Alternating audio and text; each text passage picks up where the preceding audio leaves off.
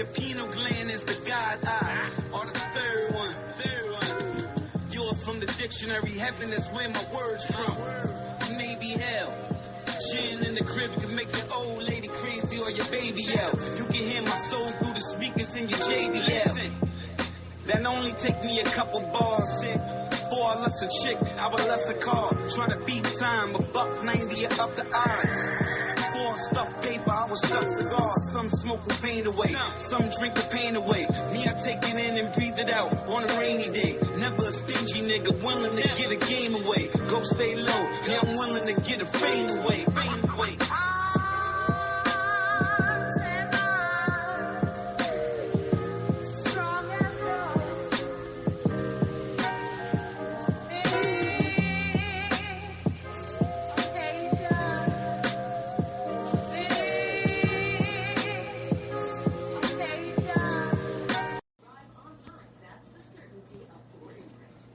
So this is crazy. So this white guy out of Maryland, he's being charged with hate crime after allegedly yelling racist slurs at black neighbors, then kicking and attempting to headbutt cops as they arrested him. This is by Yasim F. This was published on June 3rd, 2020-25. And this is from, I believe, The Atlantic. Yep, this is from The Atlantic, y'all. So it says a Maryland man was charged with several offenses, including a hate crime, after he allegedly targeted his black neighbors in 2 different incidents that took place within weeks of each other. According to Charles County deputies, 50-year-old Michael Gerard Benedict, this is a white fella, was arrested for 2 separate incidents that took place on April 4th and April 28th. Said the victims told responding officers that Benedict, who was white, yelled, quote, "You stupid ends," and ends with big lips at them when they arrived home. Wow. So he was calling them the N-word. Benedict then allegedly threw sticks and other objects into their yard while shouting that he would, quote, "burn their house down with them inside." Damn, that's crazy. That's what that Benedict said. When deputies located Benedict, he admitted that he was involved in an argument with his neighbors and may have used a racial slur and made a comment about burning their home. He told deputies he was upset because of loud music blasting from their home and their motion-activated security cameras, which he said were always sounding off. Benedict was charged with making threats of arson for the incident. His neighbor petitioned for a peace order that prohibited Benedict from making contact with or harassing him or his family. A judge approved the injunction on April 8th, but only weeks later, deputies were called back to Benedict's home after he violated the order. On April 28th, the neighbor called local law enforcement to report that Benedict had once again started yelling the N-word and other insults at him and his family when they arrived home from an outing that day. The victim reported that he feared for his and his family's safety due to their previous encounters with Benedict. When officers arrived, they found Benedict sitting in his driveway. Court documents say that the 50-year-old ignored multiple commands police made, then tried to grab 2 officers' firearms and physically resisted arrest. The altercation reportedly escalated when Benedict kicked the sergeant, attempted to bite another officer's hand, and then tried headbutting 2 other officers, charging documents say. When he was finally subdued and taken to a patrol car, he allegedly yelled more obscenities towards the victim's property. He was charged with 3 counts of second-degree assault on law enforcement officers, resisting arrest, committing a race/religion-based crime against a person, and failing to comply with a peace order. He is being held in a local jail without bond. Good. See if we got some audio on that, y'all. That's crazy, huh? Yeah, that's from the Atlanta Black Star. I got some audio, y'all. Check it out. Maryland man charged with a hate crime after allegedly yelling racist slurs at black neighbors, then kicking and attempting to headbutt cops as they arrested him. We have the details for you. There's the Herp's mugshot. Maryland man charged with several offenses, including a hate crime after he allegedly targeted his black neighbors in 2 different incidents. Took place within weeks of each other.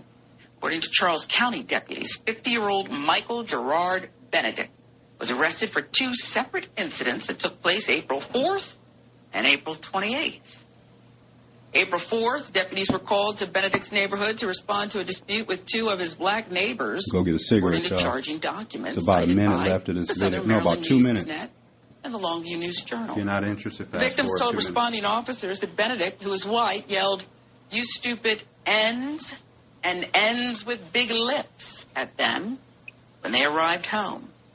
Benedict then allegedly threw sticks and other objects into their yard while shouting that he would burn their house down with them inside. Very serious. That's crazy, y'all. When deputies located Benedict, he admitted he was involved in an argument with his neighbors and may have used a racial slur and made a comment about burning their home. So you've acknowledged a crime, a threat, terrorist threat. He told deputies he was upset because of loud music blasting from their home and their motion-activated security cameras, which he said were always sounding off. You know, it's always the same argument. Blacks are too loud. And their music, you know? If it would have been some rock and roll or shit, dude probably wouldn't have been upset. That's why I was saying sometimes when white people get upset or they get all bent out of shape and shit, when they hear black people playing music and stuff, it's because they don't like it. It's not because it's too loud. They just don't like it. That's my opinion. If he had been blasting these neighbors, I don't know if they were blasting music or not, country western star, would he have been upset? I don't know. And maybe that's stereotyping. I'm just telling you, it's always the blacks are too loud. And I had to act. Benedict was charged with making threats of arson for the incident. His neighbor petitioned for a peace order that prohibited Benedict from making contact with or harassing him or his family. And a judge approved the injunction April 8th, but only weeks later, deputies were back to Benedict's home after he violated the... If y'all want to go look up some more info on that, go check that out. That's from the Atlanta Black Star, and that clip was from the Young Turks. All right, y'all. Let's get back to this episode. And thanks for everyone that's listening. We really appreciate it, you know what I mean? We ain't going nowhere. We're going to keep podcasting. We're going to keep talking our ish. You know what I mean? And rolling out information. All right, y'all. Money on my mind with a gun on my waistline. Think about death if you planning to take mine. Shout out to the homies that's doing the state time. Wasn't race related, but know it's a hate crime. Niggas hate being broke, hate being laid on the bench. Hustle graveyard, a nigga laid on the bench. Came from the trenches, it's a pump, and it's French cook. I love drug money, the plug send dope. Then I had to think about the game. It's death or a cell, or a life full of pain. Once you get the picture, you can get about the frame. Cause fair shot, all headshots, all the same. I'm just getting money while doing this G shit. Old blowing the old, leaving the weed scent. Probably on the plane, I don't fuck with the free scent. Cause the Jake's all in it, rats and snakes all in it. Goes way out the way of the pigs and the snakes. Cause these vermin ass niggas gon' rat. I'm about peace, but I'm still up on the streets. So I'm looking at my piece like I left this shit black. Staying out the way of the pigs and the snakes. Cause these vermin ass niggas gon' rat. I'm about peace, but I'm still up on the streets. So I'm looking at my piece like I left this shit black. So like I was just saying, like a little while ago, earlier in the episode, like I gave a brief analysis on why I think the Sade Robinson trial has some racial elements to it. Like I was saying, like that Max Anderson, he basically dumped her body parts all on the north side of Milwaukee and shit, where it's predominantly black people. So he was trying to create the scenario or the scene where they would think it was somebody black that did it. You know, he was driving her car all around all night in black neighborhood and all that, and then dumping her body parts in a black neighborhood, burning her car up in a black neighborhood. you know, there's mostly black people and stuff like that, to try to create the scenario that it was somebody black that did it. And then the person that he threw that gray sweatshirt or hoodie or whatever that they found in the garbage can, in the neighbor's garbage can a couple houses down from his, she was black or brown. I'm sure he knows who his neighbor is. She only lives 2 doors down, so he basically, like, tried to set her up. They found, you know, the sweatshirt in her garbage can. I think it was her, maybe. You know what I mean? So that's race right there. That's race plays a role right there. Because why wasn't he driving her car all around through the suburbs or through the rural areas or on the south side of Milwaukee or by his house or whatever? It says, while authorities have not officially stated the disposed locations were chosen based on racial motives. It says, while authorities have not officially stated that the disposal locations were chosen based on racial motives, the fact that some of Sade Robinson's remains were found in areas with significant black populations has led to speculation and concern within the community, like I'm just talking about. For instance, her severed leg was discovered in Warnemount Park in Cudahy, and other remains were found in Milwaukee and as far as Waukegan, Illinois. The choice of these locations, especially those within or near predominantly black neighborhoods, has been perceived by some as a deliberate act meant to send a disturbing message.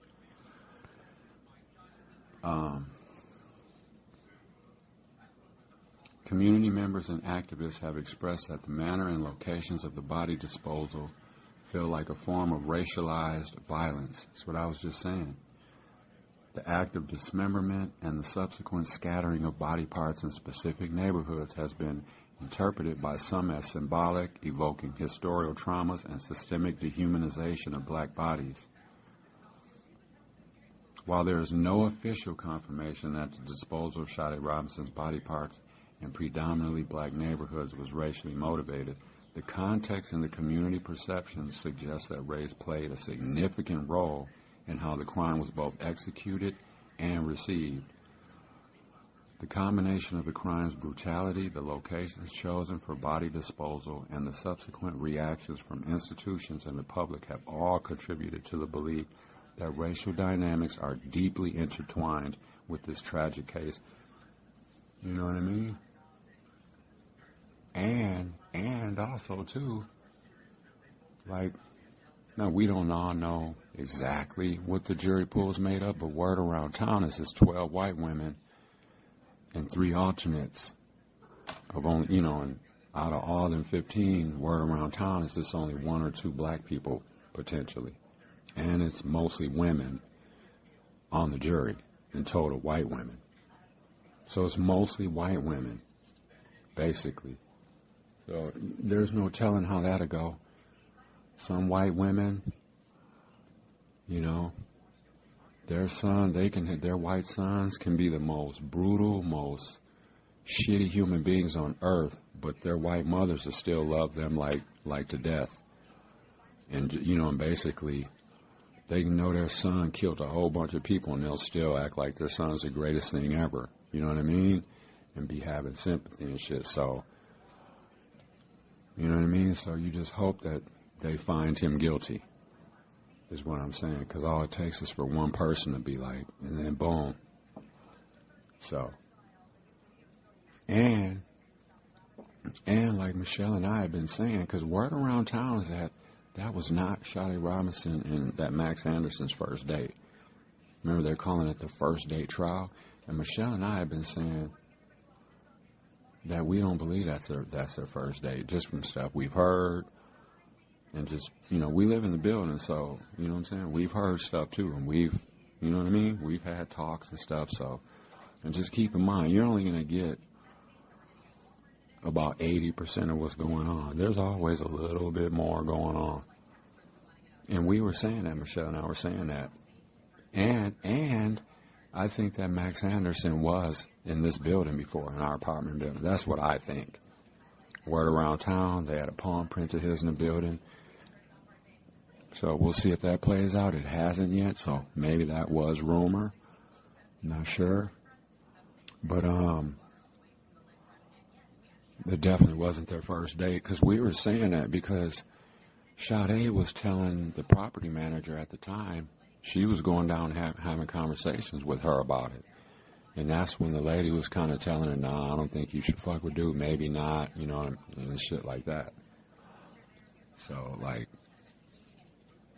so I don't know if he's been here before. Word around town is he was, but that hasn't been proved yet. But it's been proved that that was not their first date. The first date, there's video of them and Victor's together on like March 29th or something like that. So, yeah, but the trial should be wrapping up, I would think, by tomorrow. 45-year-old shot and killed near 11th and Lapham here in Milwaukee. This is breaking news. I'm watching the news right now. Yeah. 45-year-old shot and killed on 11th and Lapham. That's on the south side of Milwaukee for those that aren't familiar. But, yeah, that crazy about that story, that's crazy about that white dude. He's a Pewaukee native, and he killed his 3 daughters out in Washington State. Oh, they said he's well-versed in wilderness survival. He's probably hanging out in the mountains out there out in Washington. So, yeah, so he's living out there in the woods and shit amongst the bears and the bobcats and the mountain lions and shit. So they got to, yeah. So we'll see how that goes. So, yeah, he's just out in the woods. Yeah, and that's what they're just saying, the police, they're saying it's going to make it more tricky for them to find him. He's basically in the woods out there in Washington State, yeah. So we'll be looking in on that to see what's going on with that. All right. New video revealing Shawty Robinson and Maxwell Anderson actually met days before their first date. Anderson has pleaded not guilty to charges of killing and dismembering Robinson last April. New video on your screen shows Robinson and Anderson leaving what used to be Victor's bar together on the Friday before they went on that first date, and Robinson went missing. Prosecutors in court yesterday also revealing new DNA evidence on this gray sweatshirt found in a garbage cart in an alley near Anderson's home. The sweatshirt matching one that Anderson is seen wearing the morning Robinson disappeared. How about the swabs from the zipper pull from that jacket? That is a single source female profile that is consistent with the standard from Sade Robinson. The forensics expert also testifying she found Robinson's and Maxwell Anderson's DNA on the car's driver's side door handle of Robinson's vehicle, which was torched the morning after their first date. Testimony resumed this morning. I think he killed her in his car. I mean, in her car. That's why he burned it up. Because there'd be no reason to burn her car up. You know what I mean? Yeah, I think he killed her in the car in his garage. And then I think he drove to that Warnemont Park area or whatever to chop and kill her and all that. So, all right, y'all. Just refilling my coffee. All right, let's get to these, let's get to some stats. How about that? Get to some stats. So, I'm going to go back to May, since that was the last full month, you know what I mean, with listeners and downloads and stuff. I won't read all the numbers, but I'll just read the states and the countries that were checking in with us this past May. So, for May, we had 406 downloads, 288 listeners. Let's see, just for May. And so for the world, obviously United States, Ukraine, Hungary, Canada, Bangladesh, United Kingdom, Iran, Serbia, Italy, Mexico, Puerto Rico, Moldova, France, and Romania. That was for the month of May. We appreciate y'all for checking in and listening and giving our podcast a chance. Okay, and then for the United States, we have Wisconsin, Utah, Washington State, Georgia, Indiana, Illinois, Virginia, Maryland, California, Colorado, Massachusetts, Wyoming, Montana, South Dakota, Arizona, New Jersey, Maryland, I said Maryland, my bad, and New York. And people are listening on Android. People are listening on Podbean, Google Chrome, Safari, Firefox, Internet Explorer, Spotify, Google Podcasts, Amazon Music Podcasts, etc. So we appreciate it, y'all. Spread the word. You know what I mean? Y'all can buy us a cup of coffee or hit our hand at PayPal if you choose to at DV Johnson 73. That's D, V as in Victor, Johnson 73. Shout out Collectivo Coffee. And with that, we will get back to this episode, y'all. We got the weekend coming up. The finals start today. I'm going to roll with OKC if I'm a betting man. I'm not betting on it, but I'm saying. But like I said, I would not be upset if Indiana won. I would not be upset at all. All right, y'all. Let's get back to the episode. Enjoy the music, clips, and the content.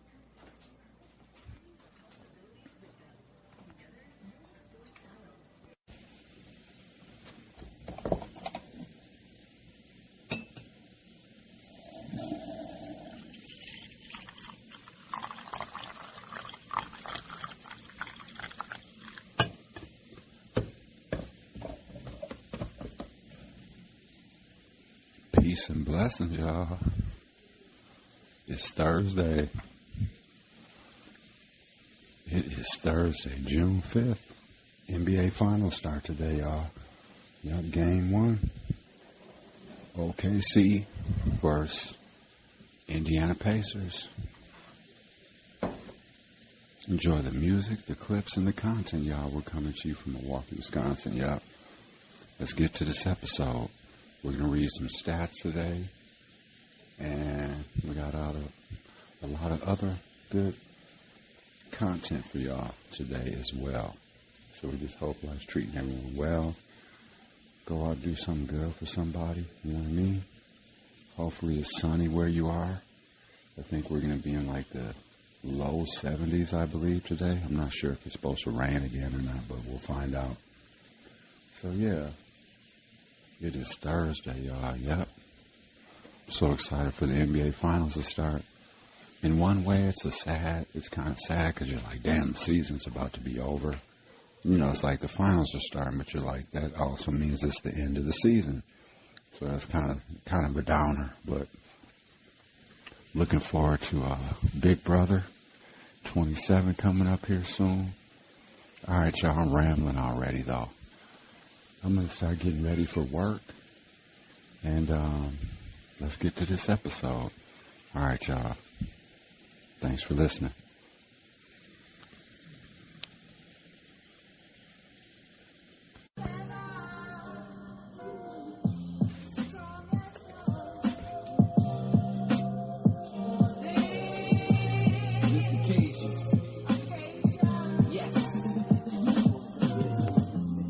Is there a story that makes God cry? Can I bring me to heaven to get God high? They say the pineal gland is the God eye, or the third one. Yours from the dictionary, heaven is where my words from. Or maybe hell. Gin in the crib to make your old lady crazy or your baby out. You can hear my soul through the speakers in your shady lap. That only take me a couple bars, shit. Before I lust a chick, I would lust a car. Trying to beat time, $1.90 up the eyes. Before I stuff paper, I would stuff cigars. Some smoke the pain away, some drink the pain away. Me, I take it in and breathe it out on a rainy day. That's one way you know that this case has some racial elements to it, like racism or, you know, Because check this out. Now just think about this. I'm having a cigarette too, if you hear me. I'm just watching. I'm home from work. I'm just chilling now. I'm waiting to go get Michelle in a little bit. So I'm just getting caught up on the trial. But they said, okay, so as I'm just like, as you watch the trial and stuff like that, and you just kind of see everything play out, right? So not like what I truly believe, right? Well, first of all, I believe, I could be wrong, but I think he killed her in his garage in the car.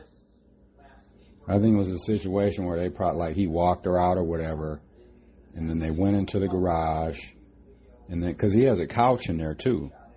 On the videos, they showed a couch. So maybe they were chilling on the couch for a minute, or chilling or whatever. He might have drugged her or whatever. Or it's a scenario where maybe they, went to the garage, because I think that's where she parked at. So then I think that they went to the garage when they left his house, when they were like leaving or whatever, went to the garage, or, right through that side door probably, went in, and then she was probably walking around maybe to the car to get, to the driver's side door. He might have been walking behind her. He could have grabbed her up right then and stabbed, because they said she was stabbed in her chest or whatever area 7 times or whatever.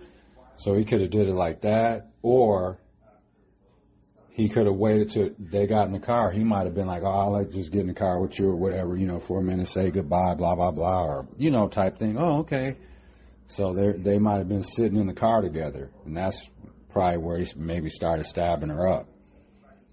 Because at that point, in that environment, because I don't know if the roommate was home or not at that time, but let's say the roommate was home, plus it's late at night, like, I don't think he would kill her upstairs, because they're showing on the footage during the trial, they were showing, because like the police were just watching a video of that night, right? Because his window, the above window is just like, he didn't have no blinds over it or nothing. He had like a plant kind of thing in front of her, whatever.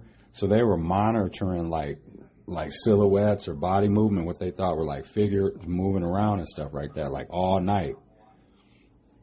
So like, he knows he doesn't have blinds on the window, so I don't think he would kill her up there. That would be the dumbest thing ever, right? So I would think he probably killed her in his car, in her car in the garage, because she probably parked in the garage. So at that point, like, that's going to be the quietest place in that environment, within the house and the garage area and the yard and all that, right? Because now you're going to be in the garage and then inside of the car with the windows closed. So that's probably where he killed her, and that kind of makes sense because he burned the car too. You know what I mean? The windows were all fogged up. That's just from the adrenaline, and like, dude's probably sweating and you're all nervous and breathing all hard. And then if she's in the car dead, like, so just, you got all that heat going on, and it's just fogging, we all been in a car before where you're in there and, you might be like overheating, you're hot or whatever, and then the windows kind of start fogging. Like, everyone's experienced that. So that's probably what that was. But yeah, that's what I think. I think he killed her inside of the car, inside of the garage, and then drove around. And here's where it gets racial to me, in my opinion. This is my opinion. So he drives her car through the north side, right? Like all night, driving around through the north side and shit. Drove around past our apartment building where she lived too. You know what I'm saying? He drove past here a couple different times. Right in front of the Lakefront Brewery. There's a video of that. They just show a video of that. And here's the other thing. If she drove past her apartment, why wouldn't she not pull into the parking lot? Her car never returned to the parking lot. It drove past Lakefront Brewery, went up Humboldt, finished going up Commerce, made the little left. You know what I'm saying? Boom, on Humboldt, crossed North Avenue, and, kept going straight up Humboldt. And then it went all the way to Capitol, busted left on Capitol, and went up Capitol, and came back down Capitol, and all this other different shit. So my point is, here's where it's racial to me. So he was probably like, oh, okay, well, I'm going to drive her car around the north side,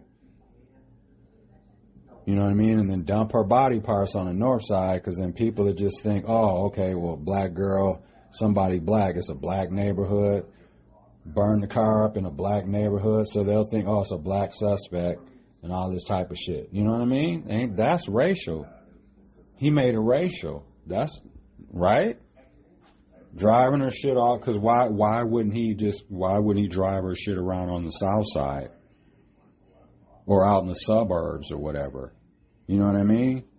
So that's where it's racial to me. It's like, oh, I'm gonna just drive through the city of Milwaukee where no one gives a fuck.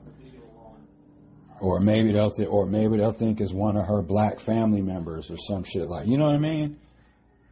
And then too, the garbage can that he threw that jacket in, that nasty ass jacket or whatever that they found in his garbage can, well, not his, but neighbors like a couple of doors down. I think she was either a black or Latin woman. You can tell just by the name. You know what I mean? So that was probably calculated. Who knows? He might have threw it in her shit to make her a suspect. You know what I'm saying? To try to tie it to Sade because they're both black or whatever, or brown or whatever. So who knows? But you know what I mean? Just think about that. Just really think about that. He tried to make it look like someone else black did it. Because why would he choose to drive all around the north side? You don't know who all she hangs out with and what type of people she hangs. She might have all white friends for all you know. She was hanging out with him. He's white. You know what I'm saying? But y'all know what I mean. It makes some sense if you really think about that. Just really think about that. He took the time to drive her car all around through the north side afterwards, right? And then drove her car, burned it, and then threw her body parts all around in the city, over on the north side or the west side or whatever. You know what I mean? And then burned her car up on the north side. Why are you doing that all on the north side? Why? You know what I mean? You killed her on the south side. If he killed her at his house, why would you drive all the way to the north side? You know what I mean? Because if you were trying to try to dump body parts, like why didn't you drive through Illinois, or why didn't you drive, to the suburbs and do it, or why didn't you, you know what I mean? So.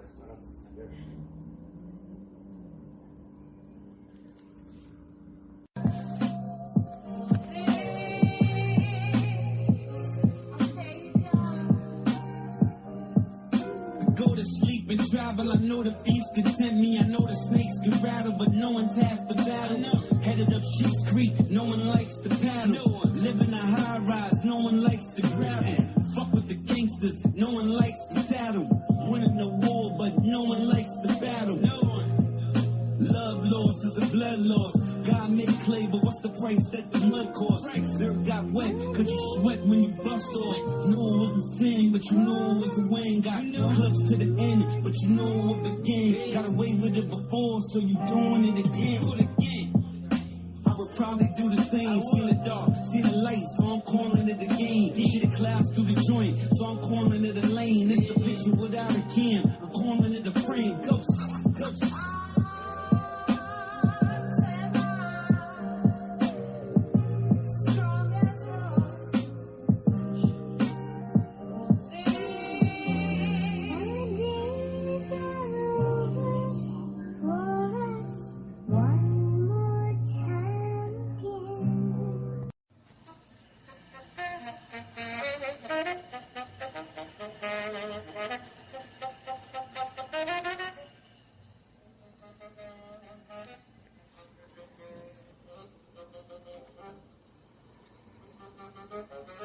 Several states have notably high numbers of unsolved homicides, primarily due to low clearance rates. While specific figures for 2024 are not yet fully compiled, historical data from 2013 to 2022 provides insight into states with significant challenges in solving homicide cases. According to a report by 24/7 Wall Street, the following states have the highest number of unsolved homicides during the 2013-2022 period.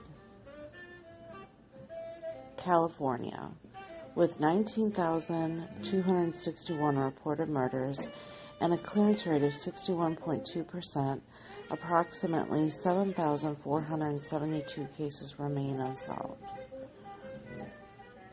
In Texas, out of 15,266 murders, a clearance rate of 62.3% left about 5,753 cases unsolved. In Florida, reported 10,131 murders with a clearance rate of 62.1%, resulting in roughly 3,836 unsolved. And Pennsylvania had 7,419 murders and a 56.9% clearance rate, leading to about 3,196 cases unsolved. And in Georgia, with 6,309 murders and a 56.8% clearance rate, approximately 2,725 cases remain unsolved. These figures indicate that states with larger populations and urban centers tend to have higher numbers of unsolved homicides, often correlating with low clearance rates.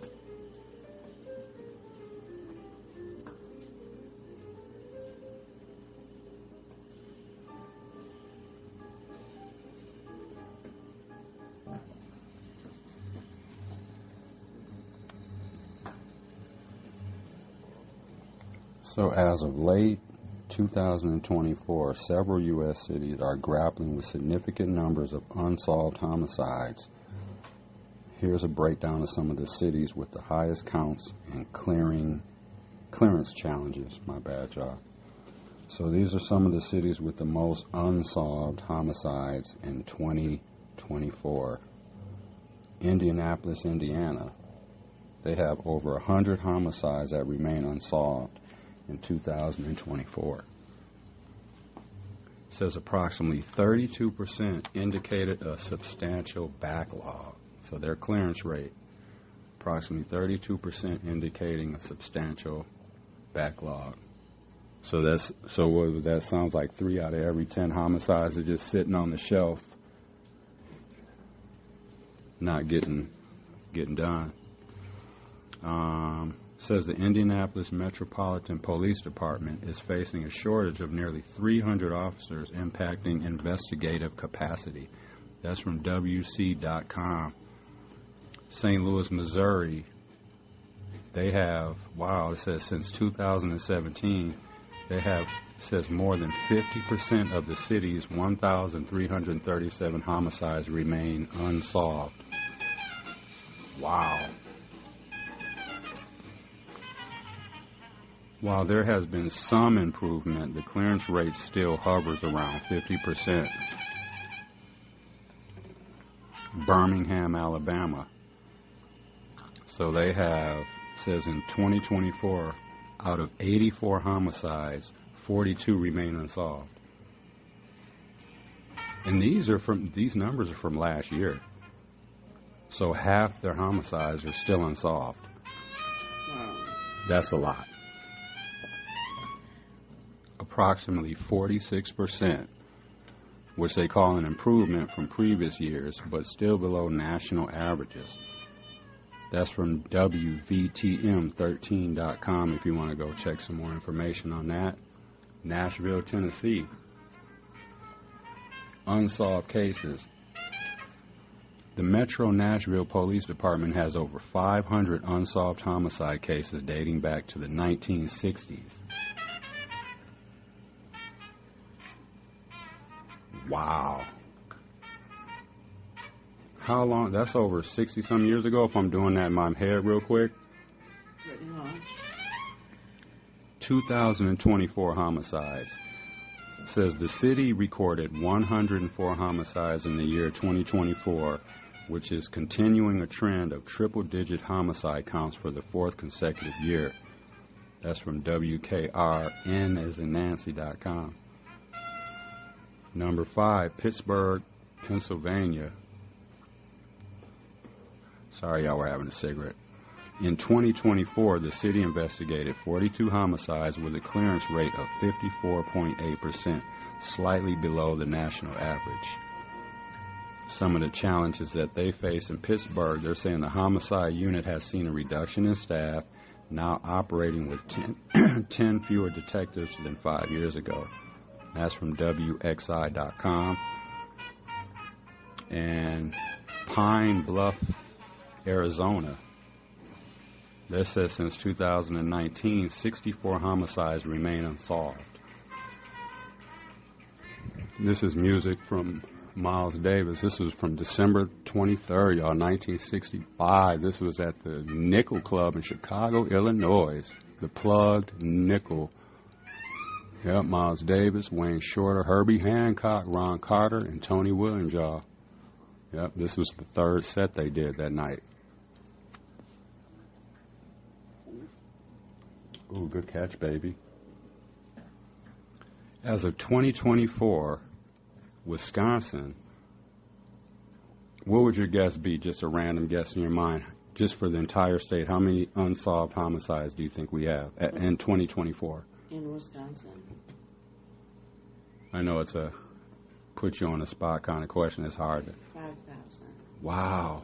Thank God it ain't that high, but... Oh. It says as of 2024, Wisconsin has approximately 1,714 unsolved homicides. Oh, what was the total number of homicides, does it say? Okay, here we go. I'm getting to that right here. Oh. I'm getting to that right here, baby. It says as of 2024, Wisconsin has approximately 1,714 unsolved homicides, according to data compiled by Project Cold Case. This figure encompasses cases across the state, including both recent incidents and other cold cases. And that's from uncovered.com, if anyone wants to do a little more deep dive.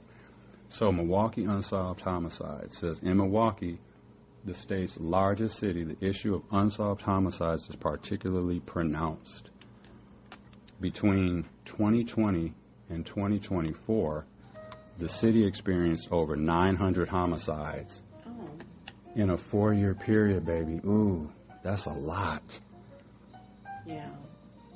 It said in Milwaukee, we had over 900 homicides in a 4-year period.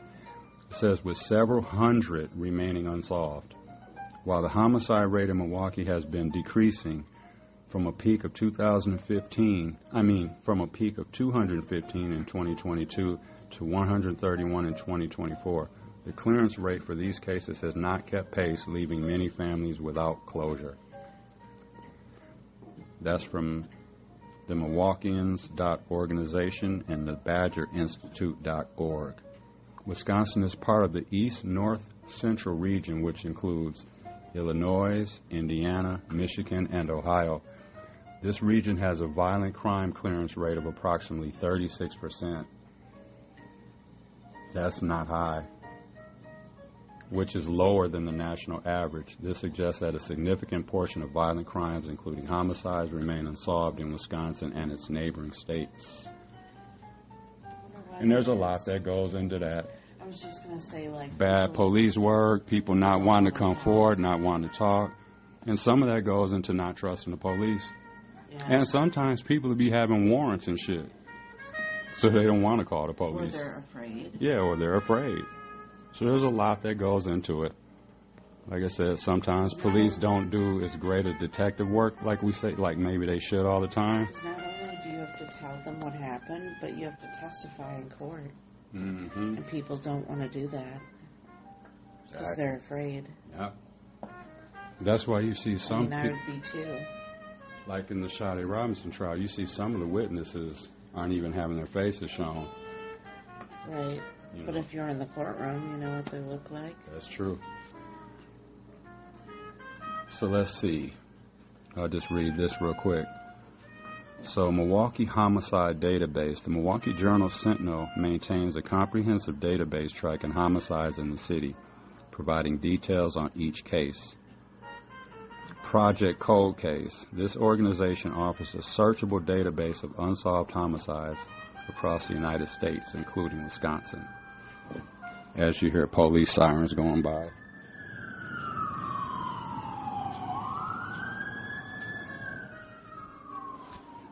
Kenosha County Cold Case Files. The Kenosha County Sheriff's Office provides information on unsolved homicides within the county. Yeah, y'all, so those are just some of the low numbers. And the reason I brought this up is because I was watching the Sade Robinson trial yesterday, and then in the chat on one of the feeds I was watching, they weren't from here. Someone was like, oh, because they were talking about how great the camera work was and stuff like that from some of the surveillance they were showing. And someone was like, oh, their cameras are really good in Milwaukee. I bet they saw a lot of homicides. You know what I mean? And I didn't comment, but I was like, you know what, let me check. And plus, I just kind of know, just living here, I'm like, we have a lot of unsolved homicides and shit, murders or whatever. So I looked it up, so that's why we started reading some of this information. But yeah, that's crazy. All right, y'all. Get back to this episode.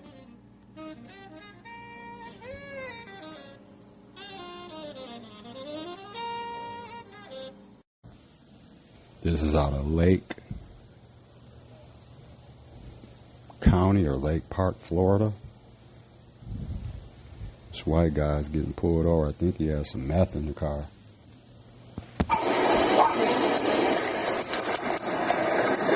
Do you understand why you're detained to see what was on the hood? No. There's a bag of meth. Where? Alright, I'll show you. It's right there on me.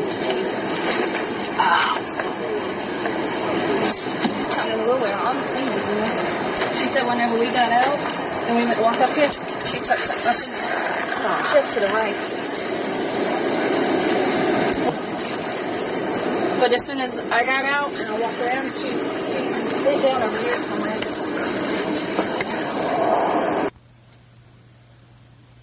Right here.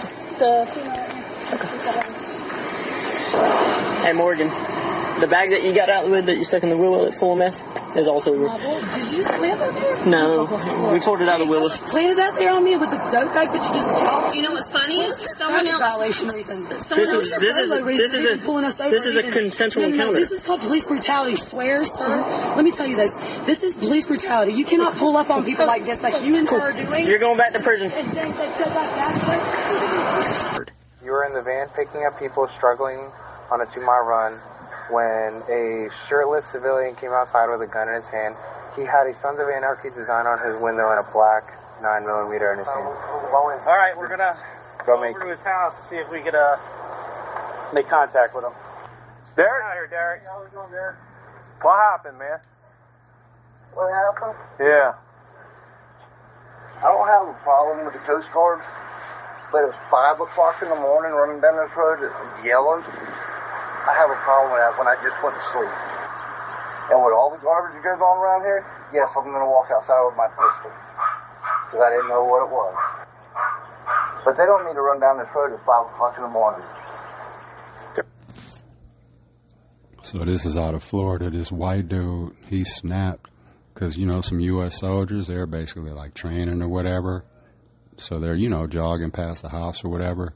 This white dude, he got all pissed off and came outside with his pistol and shit, threatening them.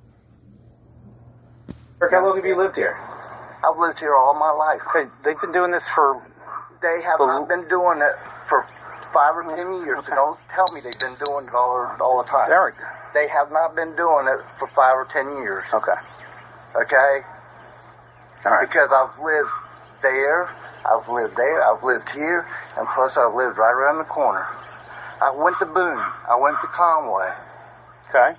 Do I need to say any more? What did you do with the gun, Derek? I put it back up. I know, but when you came out, what? I had it behind my back. So he saw it when I turned around and went back in the house. Bullshit, you were waving it at them. Pointing it down? Is he just waving around, or is he going like this, like going like this. Okay, so he was doing it at like chest level? Chest, yeah. So was he pointing it up, down? Like, I just want specifics. It was like right around here. Okay, so he was pointing at you guys screaming. Case is closed. Okay. Derek, don't even do it. Don't do it, Derek. Don't do it. Don't do it. Don't do it. Got a heart problem there. Don't do this. Just Y'all chill. are doing it. Just chill out. Don't resist. Just chill out. Don't resist. Just chill out. Don't Let go of my goddamn arm. Don't do it. Listen, you're going to be detained right Yeah, now. don't do it. Let me call my wife. We will. Don't do it, Derek. Derek, hey. You're going to put yourself in a lot of problems if you keep this up, okay? We're going to. All right. Derek. That's Mother. Derek, put your arms behind your back. Oh. Derek's parents should have raised him better. There you go. Now you're breaking something. I'm not letting go. Nancy! Derek. She's crazy too. Oh, wow. It's all good. I got his arm. All right. Derek, put your other arm behind your back. Oh. Why'd you do this? Why'd you do it? Stop. Go to the car, Derek.